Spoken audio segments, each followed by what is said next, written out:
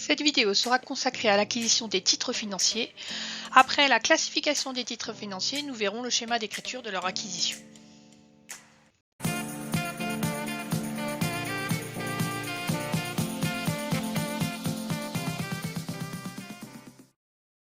Commençons donc par la classification de ces actifs financiers qu'on va classer soit en immobilisation financière, soit en VMP, c'est-à-dire en valeur mobilière de placement.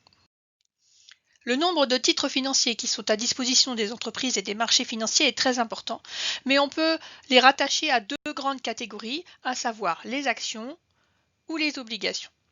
Les actions se définissent dans un premier temps par un titre de propriété. Lorsqu'on achète une action, on achète une partie d'une entreprise.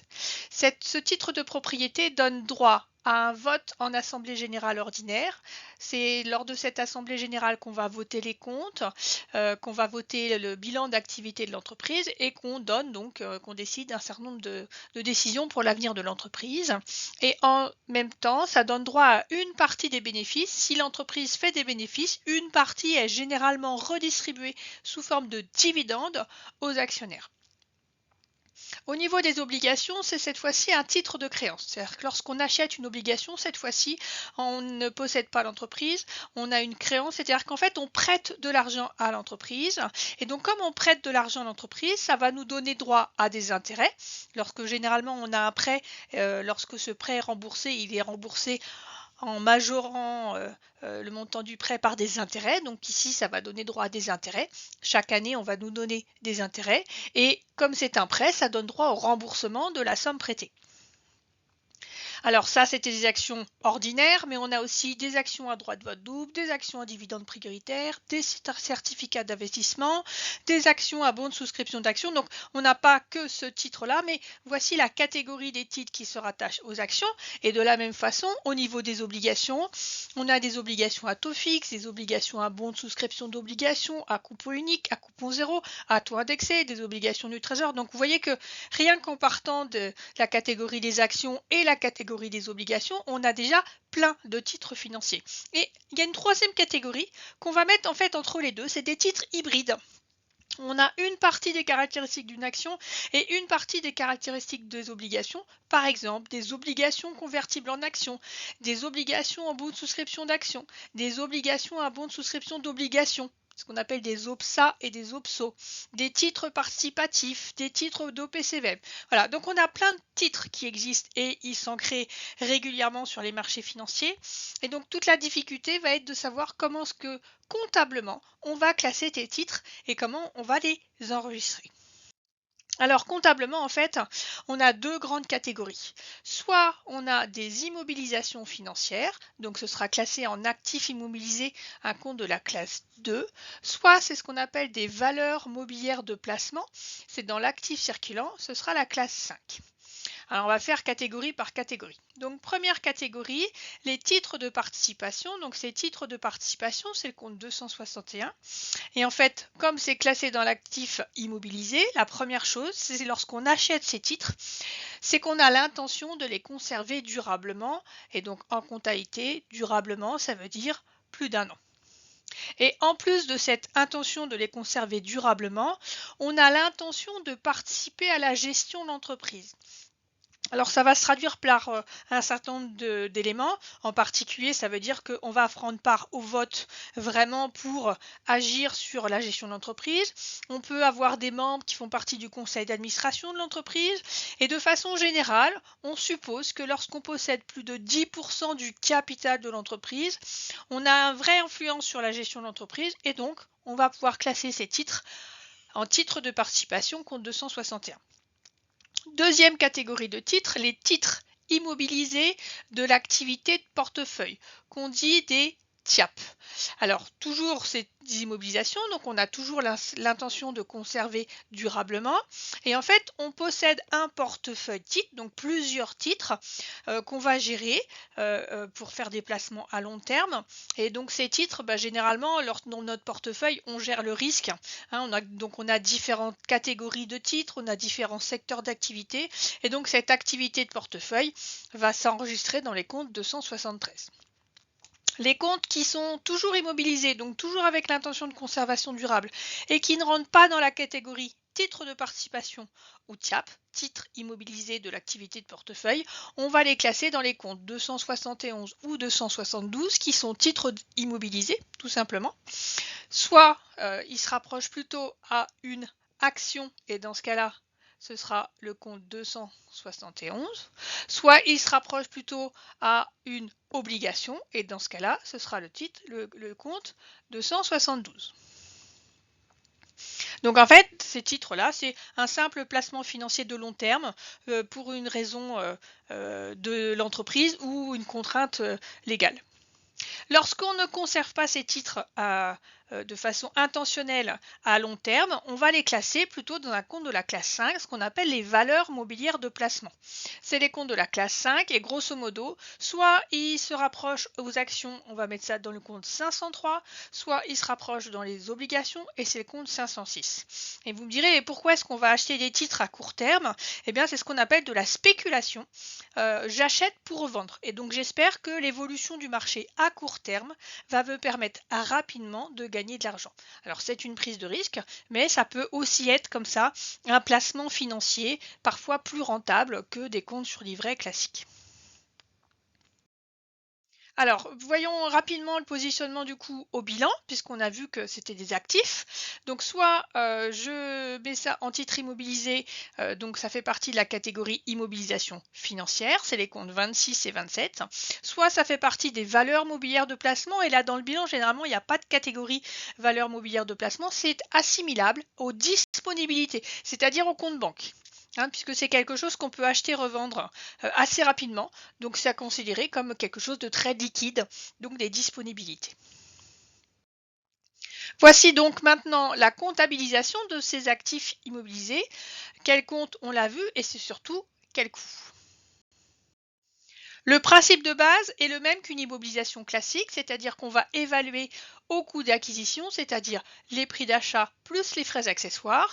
D'intégrer les frais accessoires au coût d'acquisition, c'est une option, mais la méthode préférentielle est bien d'intégrer ces frais accessoires au coût d'acquisition. Lorsqu'on achète des titres, c'est donc le coût d'acquisition. Si jamais on a des titres à titre gratuit, dans ce cas-là, ce sera une évaluation à ce qu'on appelle la valeur vénale, c'est-à-dire la valeur éventuellement à la revente de ces titres gratuits. La comptabilisation, on est à la date d'acquisition, donc on va constater un flux entrant soit dans un compte d'immobilisation financière, soit de VMP, c'est les différents numéros de compte qu'on vient de voir précédemment. On a dessus de la TVA déductible, mais attention, on n'a pas de TVA sur les titres en eux-mêmes, on a de la TVA que sur en fait les frais d'opération. C'est-à-dire que toutes ces acquisitions de titres, on est obligé de passer par des investisseurs institutionnels, des établissements financiers. Et donc ces établissements financiers, lorsqu'ils font des opérations à notre compte sur le marché boursier, sur la bourse, eh bien en fait ils vont nous prendre des commissions. D'où les frais accessoires. Et par contre, si l'achat de titre n'est pas soumis à TVA, la commission, elle, est soumise à TVA. Et donc, je passe par mon établissement bancaire, donc il n'y a pas de dette. Directement, j'ai un flux monétaire sortant, je crédite 512. L'autre possibilité, si je n'intègre pas ces frais accessoires dans le bilan, je vais faire apparaître séparément un compte de frais sur titre 627.1 pour la valeur des frais hors taxes et je vais retrouver ma TVA sur frais. Sachant que la méthode préférentielle, c'est la première où on active les frais accessoires. Maintenant qu'on a vu le cas général, voyons les cas particuliers, c'est ce qui est le plus compliqué. Premièrement, parlons des souscriptions d'actions partiellement libérées. Alors en fait, de quoi il s'agit? Lorsqu'on émet une action, on émet une action pour un nominal et on ne va pas forcément appeler les actionnaires à nous verser la totalité du montant du nominal. Donc on va partiellement libérer ces actions.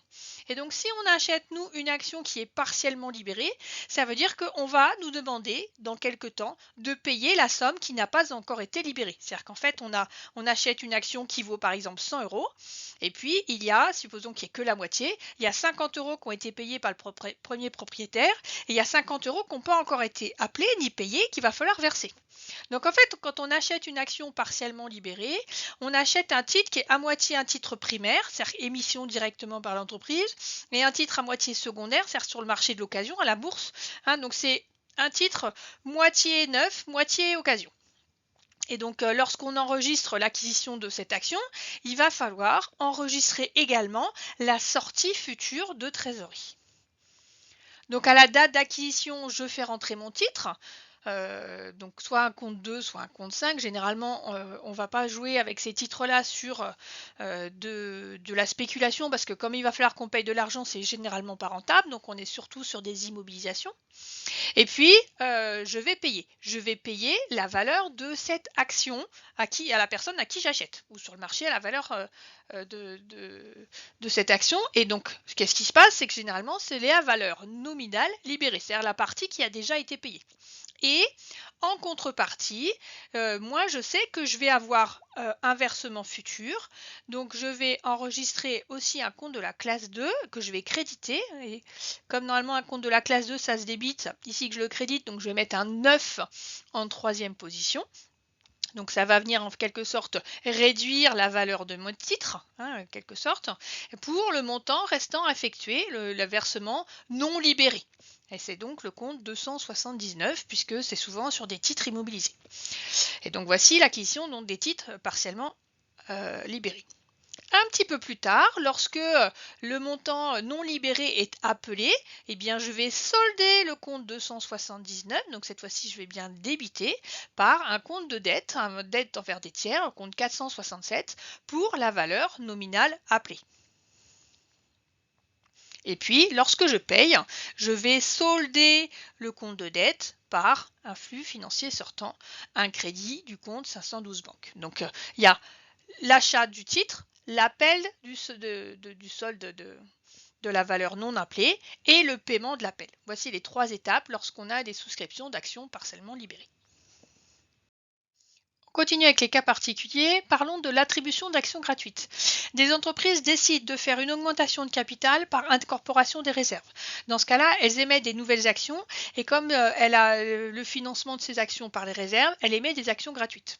Dans ce cas-là, comptablement, il n'y a pas d'écriture comptable. Par contre, à l'inventaire, il y aura un impact sur le coût moyen unitaire pondéré des actions, puisque pour la même valeur, quelque part, j'ai plus de titres. Donc par titre, ma valeur a diminué.